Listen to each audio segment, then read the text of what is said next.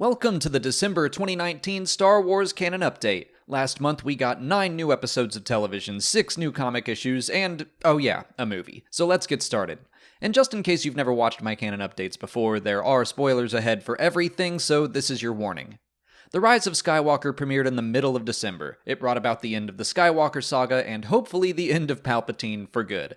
I'm not going to dive too deep into this because I assume if you're a fan of this channel, you've likely seen the movie. But if you want to hear all of my thoughts, I'll link to my review in the cards. You can also hear Molly and me discuss it for an hour on Patreon, and you can find the link to that in the description.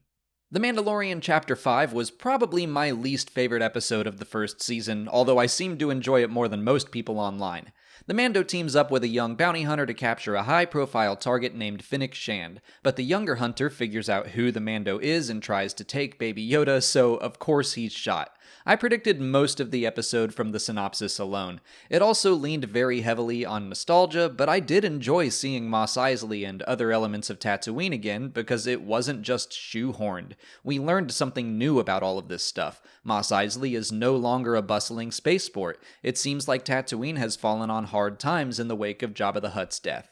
Chapter 6 was better, but still kind of an up and down episode for me. It started off a little cheesy with this new, very over-the-top crew that Mando had to work with, but it got more and more fun as things progressed. It was mostly showing us that the Mandalorian no longer fits into the underworld. Taking care of the child has changed him for the better, and I thought the episode communicated that well despite showing the Mando straight up terrorizing his enemies. But Chapter 7 is when I felt like the show finally hit its full potential. I've been wanting all of the main characters to be together since the very first episode. I was feeling a little frustrated having them all pop in and out for 1 or 2 episodes, but Chapter 7 finally assembled the Mandalorian Avengers and ramped up the tension with Moff Gideon's introduction. It also just barely beat out The Rise of Skywalker as the first explicit on-screen appearance of someone using the Force to heal.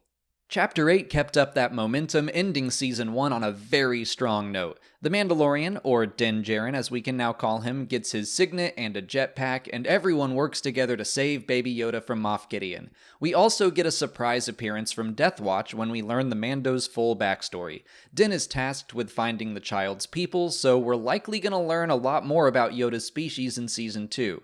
I was a little frustrated that the surviving members of the Mandalorian Avengers parted ways, but that was quickly swept under the rug by the reveal that Moff Gideon is not only alive, but wields the Darksaber. That's an awesome tease for Season 2, which is set to premiere in fall 2020.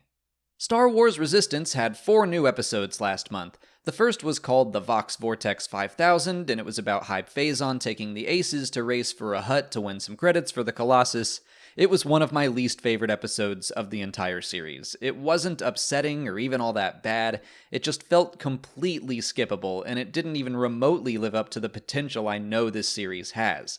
I had mixed feelings about the next episode as well, titled Kaz's Curse. A pirate curses Kaz, and he basically has to trust in his instincts and abilities over some silly curse that deep down he knows isn't real. The curse stuff was kinda silly, but the overall plot with the Colossus trying to get through Guavian Death Gang space was cool, and I really liked seeing the Aces starting to improve as a squadron. The episode Station to Station was the first of 3 really solid episodes for the series. Kaz and Niku sneak aboard a First Order platform, which is basically a bizarro Colossus, kind of a look at what would happen if the First Order were to capture them. Tam and General Hux are also visiting, but Tam helps her former friends escape so they can deliver a necessary part back to the Colossus to stop it from exploding. Episodes involving Tam are still my favorite right now. The Missing Agent and Breakout were 2 parts of a small arc that worked very well together. When a Resistance spy named Norath sends out a distress call, Kaz answers. He and his friends run into a formidable bounty hunter that captures Yeager and Sonara, so Kaz and Norath have to work together to rescue them and get back to the Colossus. These episodes probably had the highest stakes of any episodes of Star Wars Resistance so far. The Missing Agent was especially tense, and I hope the remaining 6 episodes of the season keep up this momentum. The Rise of Kylo Ren comic by Charles Soule had its first issue last month. It revealed what Ben did after his confrontation with Luke in his hut. He either accidentally destroyed the temple by losing control of the Force, or someone else burned it down. Either way, a group of fellow students who were off-world give chase to either calm him down or kill him, and he flees to Snoke. We also get our best look at the Knights of Ren. We learn that they're all Force sensitive, and they follow a man named Ren who wields a red lightsaber they call the Ren. Ren is a big thing for them. At this point in time, they answer to Snoke, but it'll be interesting to see how their first meeting with Ben Solo goes. It was a great start to the series, and I'd expect nothing less from Sol. Dr. Aphra issue 40 was the final issue in this run of the series, which is set to be rebooted back to issue 1 soon. I'd say it wrapped things up pretty nicely, and was basically a giant monologue for Aphra while she bought the rebels on Hoth some time. She had to betray Vader again, so she'll stay on the run with the remains of 000 and BT-1 while her friends hopefully live on as part of the rebellion. This wasn't my favorite arc of the series, but it was still good, and it also brought Tython back into the canon. Target Vader 6 was also the final issue of that series. Valance helps Vader track down and destroy the Hidden Hand. He then escapes and moves his people to safety. I had trouble with this whole series. When it was about assassinating Vader, it felt insanely predictable. When it shifted into becoming about Valance's people and his past, I was just confused. I understood it all by the end of this issue, but I thought the writing was unclear, and I was way off about what was going on at the end of the 5th issue. And I don't think it was written to be full of twists and turns, I just think the series was confusing. Empire Ascendant served as a conclusion to the main Star Wars run, Dr. Aphra, and Target Vader all at once. It was a collection of 4 short stories that provided some additional closure for each series, but also teased what's to come in the rebooted Star Wars, Dr. Aphra, and Vader comics coming this year, as well as the brand new Bounty Hunter series. It was a fine collection, but there weren't any major revelations to the universe.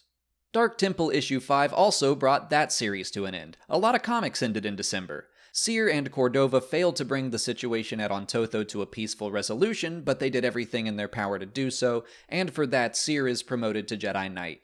Cordova learns about the Zepho and his obsession begins, but in the present day, the second sister picks up Cordova's path to the planet Bogano, and we learn that her story is taking place at the same time as Fallen Order, and that actually answers a lingering question from the game because we didn't know how Trilla followed Cal there until now. This series was enjoyable overall, and I was pleasantly surprised by how closely it tied in with the game.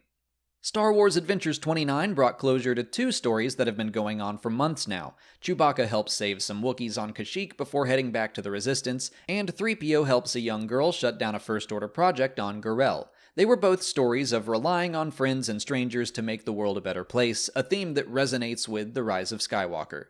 For Story of the Month this time around, I'm going to give that to The Mandalorian Chapter 8. This was a tough choice because I really love Chapter 7 as well, but it's hard to beat the whole team working together and the Darksaber.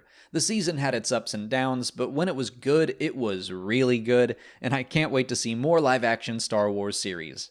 In January, we're getting a little bit of a break with 6 episodes of Resistance and 4 comic issues. 10 new stories, and I'm calling that a break. Star Wars Resistance will be coming to an end, but the new Star Wars comic by Charles Soule is premiering, and I can't wait to see what he does with the time in between The Empire Strikes Back and Return of the Jedi. And the Kylo Ren series will be continuing, also by Soule. I think it's going to be a big year for him. But that's it for December. The Canon Update will return on February 1st to cover all those episodes and comics we're getting in January. Until then, please like this video, subscribe to the channel, follow us on Twitter, Instagram, and Facebook, and consider checking out our Patreon page. As always, thanks for watching, and may the Force be with you.